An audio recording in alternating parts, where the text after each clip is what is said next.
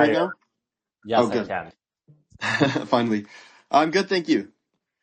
So I'm gonna make an intro again, and we're probably gonna have recording somewhere from here. So again, everybody, welcome.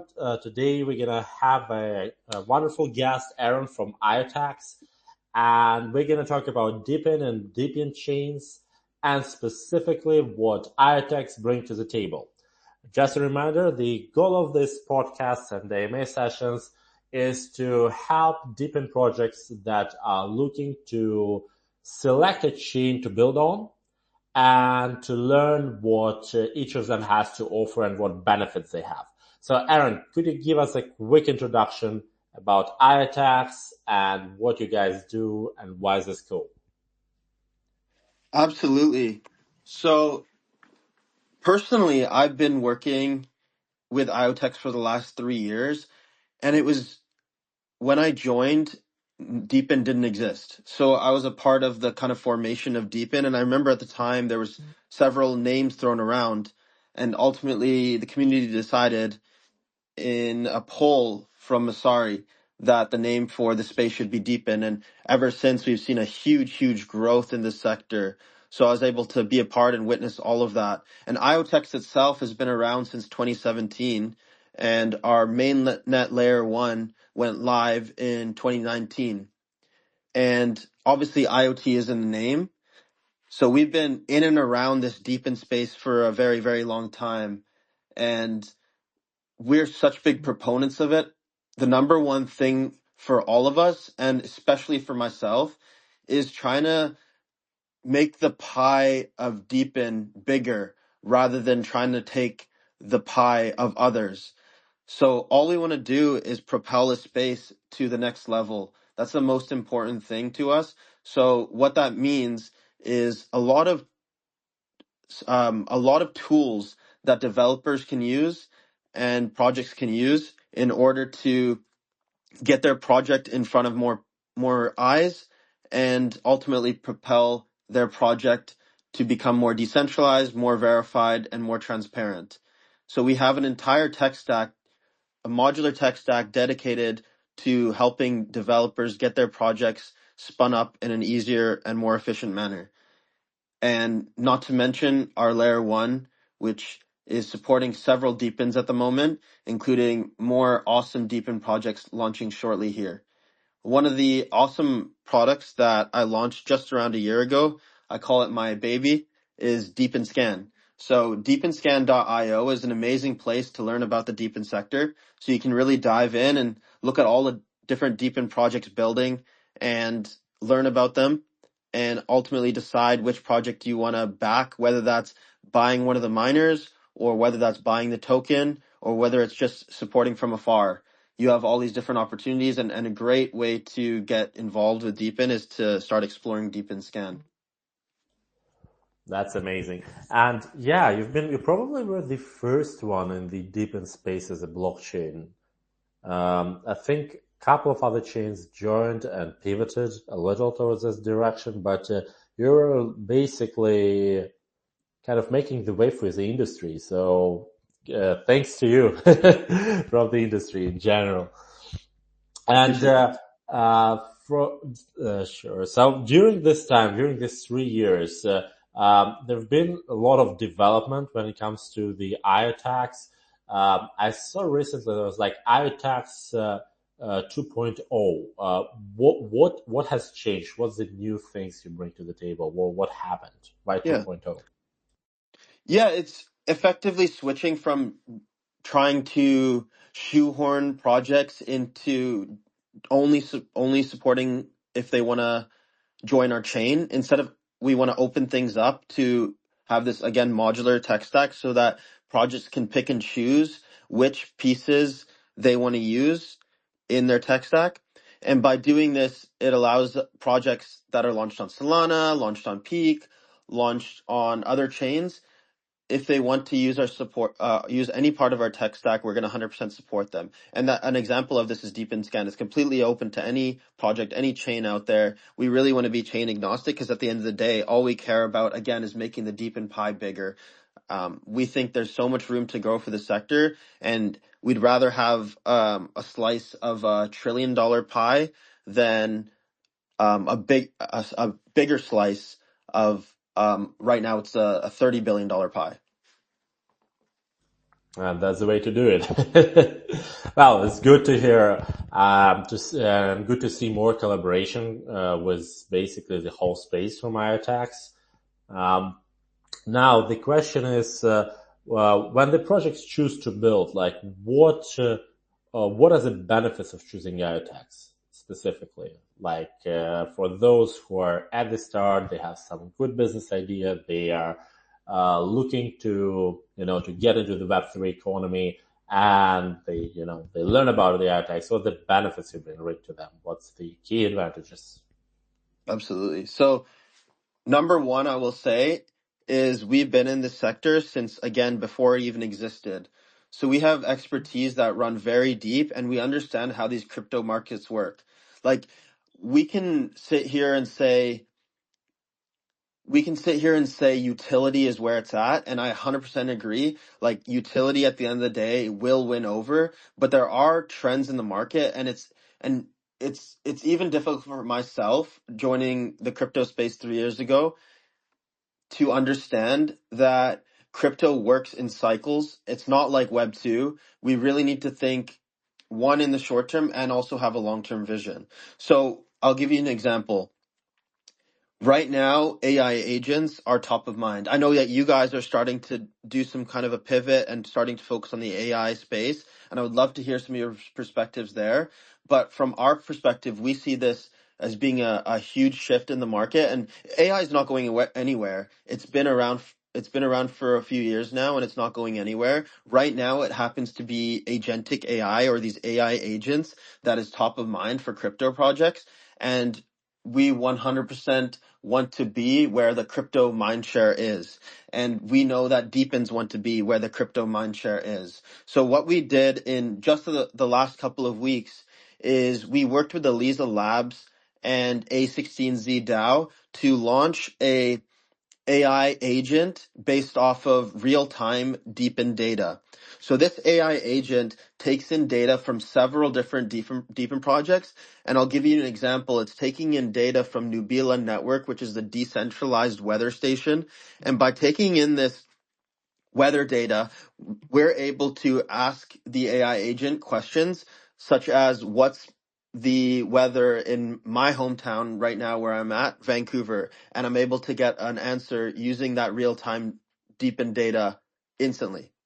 And again, by listening to deepen projects, as a product person, being in product my entire life since I came out of school, the number one important thing when speaking to projects is you have to learn how to listen to your customer.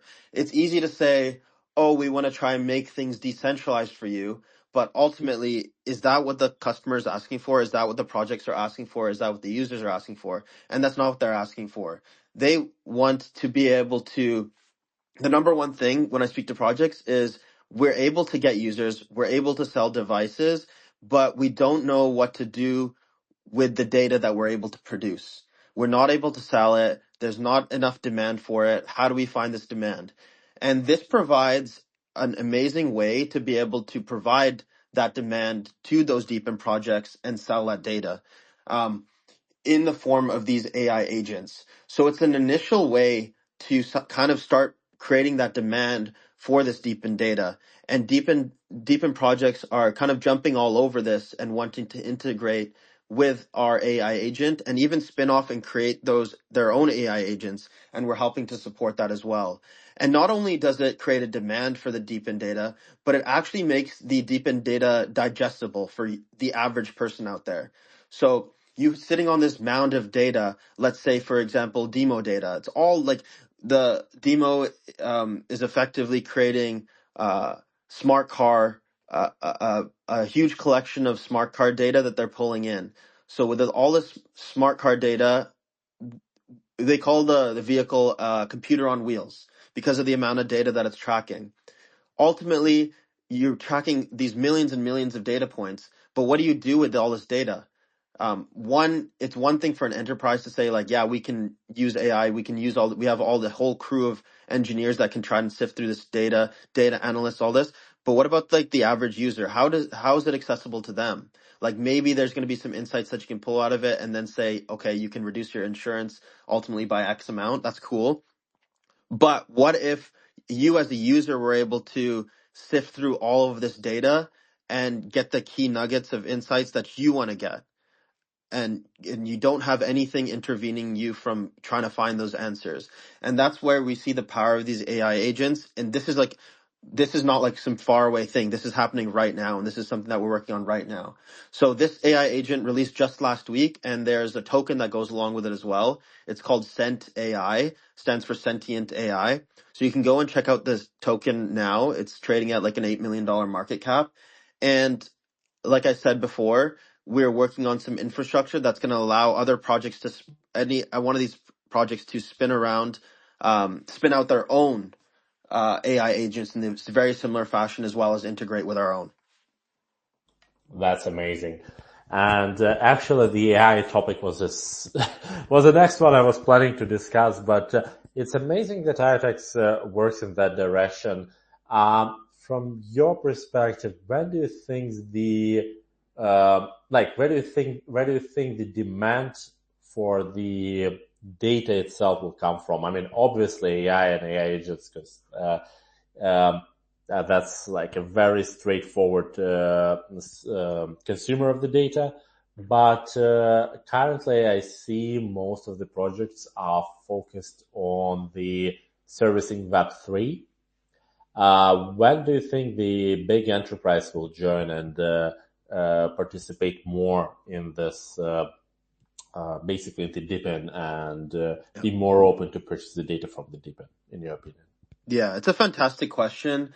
And ultimately, the reason why projects are choosing to go the Web3 route, at least that's what I'm seeing, is because the enterprise customers are choosing to go with the proven and trusted Web2, and just the benefits of going with the Web3 options are not there in some of these cases. But there are some projects that are doing things that are so unique, and they're pulling data that is so unique that there is huge Web2 interest. So, for example, GeoNet is a RT real-time kinetic network, which is able to find GPS data to the centimeter as opposed to the meter with current traditional methods. So by doing this, you're able to do things like reduce food prices by doing mass farming and using robotics in order to do this mass farming. So I was just in Washington, D.C. about a month ago speaking to senators and Congress and try to formulate these new regulations that are going to be coming about with this new administration coming in. And they understand stable coins very well, but they don't even know, they have no clue what this DePIN thing is. So the way that I've been talking to them is going directly and talking about the benefit of, we can lower the food prices in your state. And when you say something like that, immediately their ears perk up and they want to understand more. And you don't even need to get into the tech. Just focus on the benefits, and those companies, those regulators, they'll want to jump on board.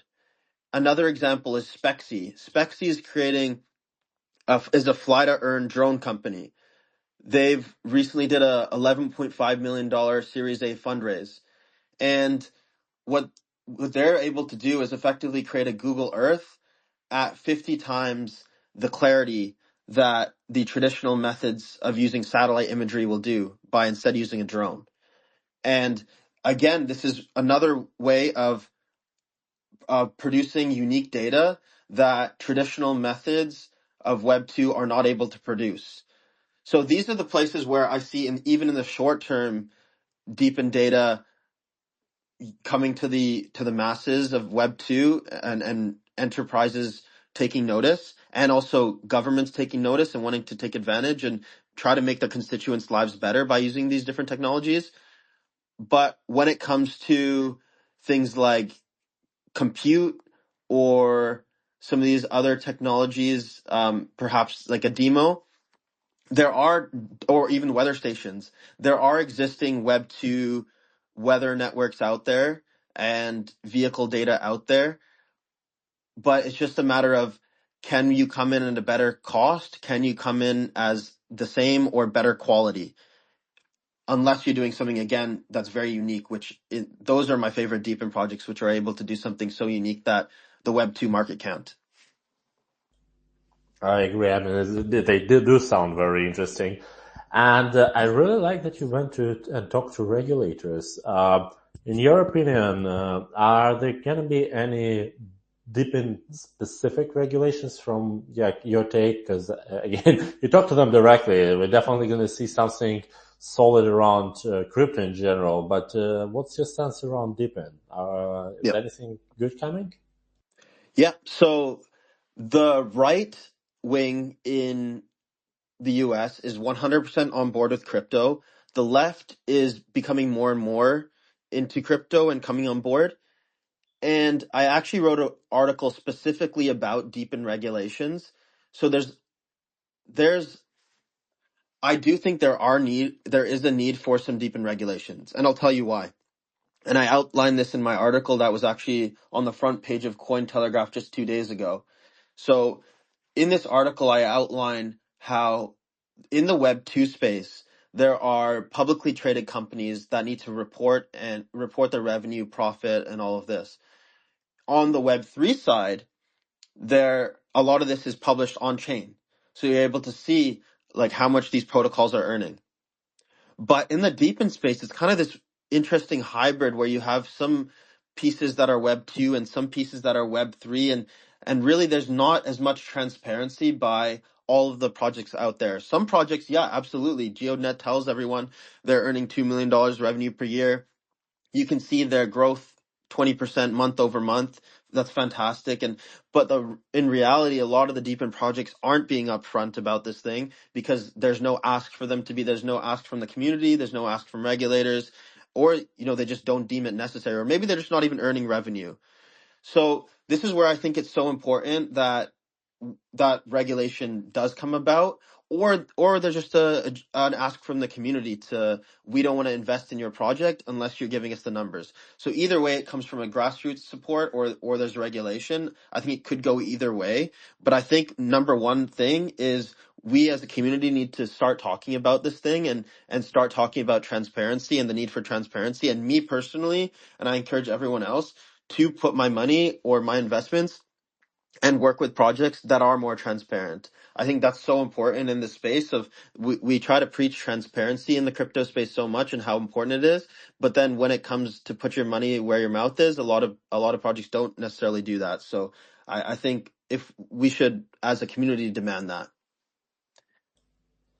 Well, that is interesting, and it's good to hear that something is coming. It's better to operate in a clear space, that's for sure. So, regarding the IoTeX itself, what do you have for us for future? What are you holding? Like any big upcomings this year? Any big plans? Any big announcements you can share? Yeah, absolutely. We have been working very much over the last month on our AI strategy. So I just mentioned the AI agent that was launched last week and how well Cent AI token is doing. So we want to pursue this even further, and we have a roadmap launching, should be next week. It's right, everyone's right now working on it very heavily in the lab. So should be next week, a new roadmap for 2025 coming. And in this roadmap, we're going to go through and really, really focus on the AI strategy because we think AI is not going anywhere. And one, in the short term, for sure, the AI agents. But I want to expand a little bit on where I think AI is going. And I want to ask for your perspectives on AI as well, because I know you guys are doing some stuff around AI and I want to hear about that. But the way that I see generally the market of AI going, this was talked about by Jensen Huang in NVIDIA CEO in the Consumer Electronics Show, and this image kind of went viral on Twitter. It was talking about the trend into agentic AI and then starting to trend into physical AI, which is like autonomous vehicles, self-driving cars, and smart cities, like this type of thing. And I 100% see DePIN being the rocket fuel to make the physical AI happen and really take AI to the next level. So we're putting ourselves squarely in that position and thinking about the long term of how that's going to look when we want all of our deepins or just all deepins in general and doing what we can to support physical AI. So this is what our 2025 outlook looks like. And then again, in the short term, we think there is a match between deepin and even AI agents and trying to fuel these AI agents with real-time deepin data and helping deepen projects spin up their own AI agents.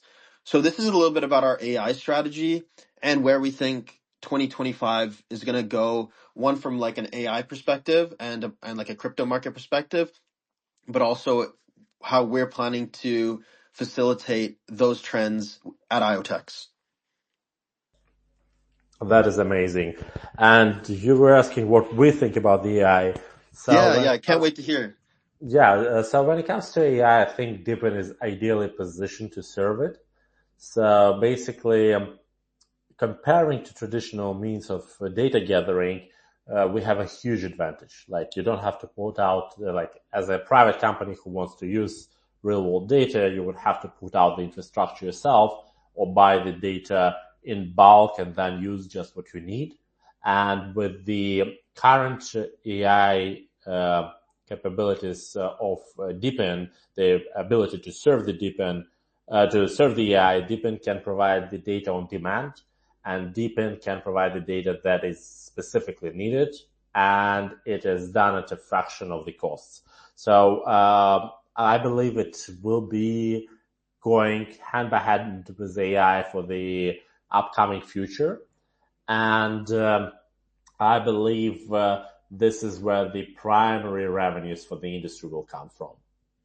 And again, this is a pretty straightforward demand there, because when it comes to AI, they have used pretty much all publicly available data. So they're willing to pay for extra. They're willing to pay for proprietary data sets and for proprietary streams. Awesome. And what is AYDO doing to position yourselves in 2025? So we basically act as first as a connectivity infrastructure. So one of the things you mentioned, the hardware. So what we do, we connect generic hardware, so you don't have to buy expensive sensors and use they use the infrastructure that is already out there and use the brands that are cheap and widely available. And secondly, we're doing aggregation. So basically, you can participate in multiple DePINs that don't step on each other's toes. So, for example, you can do decentralized computation, and at the same time, you can do data streaming and be a VPN node, all from the one device. So we believe our mission is to work on the cost for the user, trying to lower it and make it more accessible. And that's the goal for this year, to make it where we do have the technology. We're working on the user friendliness and getting more DePINs on board and getting more users on board. So that's the plan for this year. Amazing. And what are your thoughts on this? Yeah, What are your go thoughts ahead. on physical AI and AI agents right now? So I think it gets the attention of the Web3, and I think it's good because the benefits of Web3, we can be concentrated on specific things and be efficient of directing resources there. So in my opinion, it's gonna help accelerating. And in general, when it comes to AI, it does in many occasions make things more efficient. Like probably everybody I know who works with some like office jobs do use AI at some capability, and I think this is the trend we won't be able to stop. So why don't we join it and help it with data? Mm-hmm. Mm-hmm. Absolutely. Yeah, I think when I came from the Web 2 space, I didn't realize like how quickly crypto moves, and they say, I thought it was a joke when they say like, oh, 3 weeks in crypto is like a year in in Web 2, and like actually it really is. Like things move so quickly in this space, and you really need to be on top of the trends if you want to make any kind of traction, and you need to be willing to adapt but still keep the long-term vision in mind. And this is a huge learning for myself, and I think you need to surround yourself with people and create a team that is also able to react and work on the fly as well, because it's such a unique space in that way. It is, and especially for DePIN, if you're Web3 is unique. DePIN is a beast on its own. You work with hardware, and at the same time you work with Web3, and that is like Hmm. that's a unique skill of sets you need for that. Hmm. I believe. And yeah, I agree. And in the long run, I do believe it's the utilities that are going to win. So like, um, Deepin, for example, and even some of these real world projects. When I was speaking to regulators, a lot of what they were excited about is when you start talking about real web 2 revenue coming in. They had no idea that this was a real thing. They thought it was just like all this nebulous web 3 people going in and pumping random tokens on pump fun, and trying to make 10x and rug pulling and scams. But when they start hearing about these amazing use cases, that's when people get on board, and that's when the masses get on board. So, yeah, super excited about 2025. I think with the new administration coming, it's going to be huge potential for growth for everyone, both in deep and all of crypto. Absolutely. And Aaron, let's talk about challenges. What challenges do you see for this year for the DePIN as an industry, and basically maybe for the Web3 in general? Yeah, it's really interesting. I just had a conversation this morning with the Qualu team and our Canem Ventures. There's a live stream, and in this conversation, we were talking a little bit about like valuations of companies, and it's quite interesting to see like the just back to my previous point, the utilities not necessarily getting as much traction. So like you don't see Deepin's skyrocketing very much over the last little while, where you see the attention is like the again AI agents and even before that meme coins. But I do think that in the long run the utilities will win. I think the challenge is going to be trying to capture the mind share when there's so much noise in the space. And I think that's true now. That's been true for I probably since crypto started, is how do you capture the mind share when you're trying to build out like a long-term vision and build these utilities. And I think it takes combining some of these things and seeing where the mind share is, and working towards those mind shares again while keeping the long-term vision. So in a practical case, it would be again integrating deepins and AI agents, and trying to adjust your tokenomics, or trying to take that into account, and how you're going to transition from potentially having AI agents and bring in this demand to ultimately whether your token's launched or not, like how it's going to work with your utility. And I think between both of these, there's some interesting tokenomics models that could come about. So I want to see like how that unfolds. Again, the AI agents and potentially how they interact with each other. Like let's say every deepin, for example, has an AI agent. How do these all interact with one another, and what will those tokenomics look like? I think that's really intriguing to me. So, and I 100% see that happening over the next couple of months and just unfolding over the next couple of months. I don't know if AI agents are here to stay, but I do see that physical AI trend, and AI again is not going anywhere. And do you think there are more collaboration coming for the industry, or is there going to be more isolated ecosystems? Oh no, no. 100% I see more collaboration. I think this is the way forward, is more collaboration. And you even see like barriers between Solana and the EVM networks being broken down. For example, us at IoTeX, we have an integration, um, we have a bridge that we built directly to Solana, Polygon, Ethereum. Like at least from our perspective, we see cross-chain compatibility being so critical to all these DePINs and all of crypto as well in order to propel a space forward. I think that's the key. You'd never want to shoehorn a project into an ecosystem. I think you should open it up to the entire crypto world, and then ultimately the Web2 world as well, to get access to those projects, whether it's the app or whether it's the token.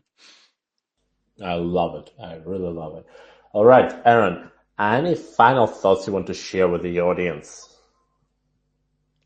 Yeah, I would say over the next little while, pay very close attention to the regulations in the US, and let's see how the market reacts. Because some people think that the regulations and pro crypto environment is already priced in, but I want to see on January 19th, January 20th, how things are going to unfold with the crypto market.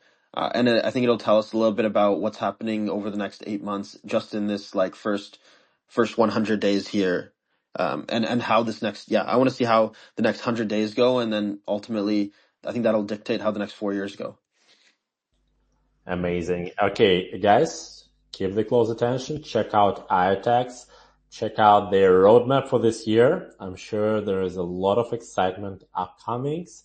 And again, follow Aaron and follow their Twitter. Thank you, Aaron, for coming. Thank you for sharing your thoughts with us. Yeah, happy to join anytime. Love being on here and speaking with you, Alex. Thank you. Thank you, everybody. And again, if you have any questions or you didn't have a chance to ask them during the gamma and you are listening to the recording, leave some comments. We can always ping Aaron and ask to answer them. Thank you.